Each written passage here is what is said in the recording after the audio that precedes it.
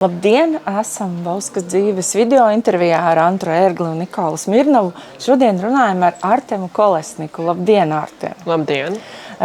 Tu esi ukraiņu puisis, kurš dzīvo Latvijā. Cik ilgi tu jau te esi, kā tu te nonāci un ko tu te lūdzu dari? Man gribētu sākt ar to, ka Latvijā es ierados pirms 4 gadiem no kara plosītās Ukrainas, no Kahovkas. Vienvārds sakot, mums bija vairāki mēģinājumi izbraukt no okupētas pilsētas, precīzāk sakot, 4 mēģinājumi. Bet, kā jūs saprotat, pirmie 3 bija neveiksmīgi. Sākumā mēs nemaz negribējām braukt uz Eiropu, mūs aicināja radinieki un paziņas, kas ir Ukrainā, bet neizdevās. Krievi teica, ka tūlīt sākšoties apšaude un neļāva tālāk braukt. Un 4. mēģinājums izbraukt bija veiksmīgs.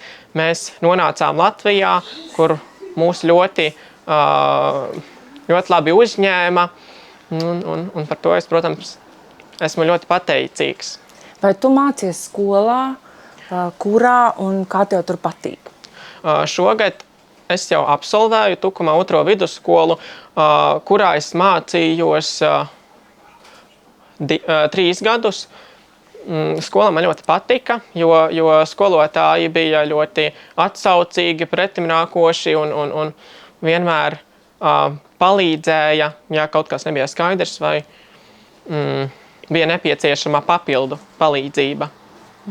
Artem, kas tev Latvijā likās visgrūtākais un kas tev visvairāk patika? Tā pirmā daļa. Kas bija visgrūtākais? Visgrūtākais. Iespējams, visgrūtākais bija pielāgoties šiem jaunajiem apstākļiem un apgūt arī jūsu valodu. Bet tomēr izdevās izdarīt pateicoties manai latviešu valodas skolotājai, kas ielika ļoti labu pamatu man, lai turpmāk es varētu mācīties arī pats valodu. Un interesantākais laikam ir deju un dziesmu svētki. Un es ļoti ceru, ka 2028. gadā man būs iespēja piedalīties tajos svētkos nesen, salīdzinoši nesen Liepājā bija jauniešu deju svētki. Un man bija iespēja arī piedalīties. Protams, šīs emocijas ir vārdos neaprakstāmas. Cik valodās tu runā? Gars. Es runāju 4 valodās. Jā. Ukraiņu, krievu, angļu un latviešu. Jā. Un ko tu darīsi tālāk pēc vidusskolas? Pēc vidusskolas es plānoju studēt. Vai es esmu students, to es uzzināšu tikai 27. jūlijā, kad tiks paziņoti vienotās studentu uzņemšanas pirmās kārtas rezultāti. Pēc vidusskolas es plānoju studēt. Kur tu esi iestājies, ja gribi stāstīt? Mani ļoti interesē eksaktās zinātnes. Vispār man tās intereses ir ļoti atšķirīgas, jo man patīk gan humanitārie priekšmeti, gan arī eksaktās zinātnes.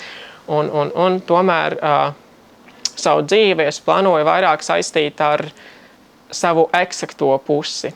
Bet humanitārā zinātnes man vienmēr paliks tāds spēka avots, no kura es turpināšu arī turpmāk smelties šo enerģiju. Kā tu sevi izjūti savu dzimteni Ukrainu? Kā es izjūtu? Ukrainu. Kā es izjūtu? Šis ļoti labs jautājums. Ukraina, protams, ir tāda vieta, kur man ļoti gribētos atgriezties pēc dažiem gadiem. Un, protams, tā ir mana dzimtene. Tur es esmu dzimis. Tur ir palikuši mani vecvecāki. Viņi joprojām dzīvo okupētajā pilsētā, Kahovkā. Bet atgriezties Ukrainā tagad tas nebūtu iespējams. diemžēl. Bet kā es izjūtu savu dzimteni, mana dzimtene, es domāju, dot man to spēku.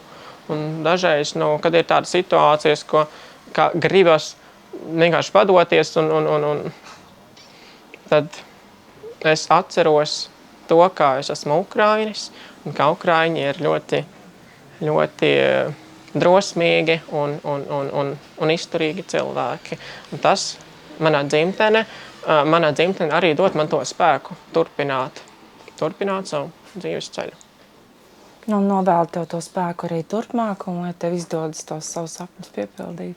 Paldies, Artem, par sarunu. Ar jums kopā bija Bauska dzīves video intervija ar Antru Ērgli un Nikolu Smirnovu. Uz redzēšanos!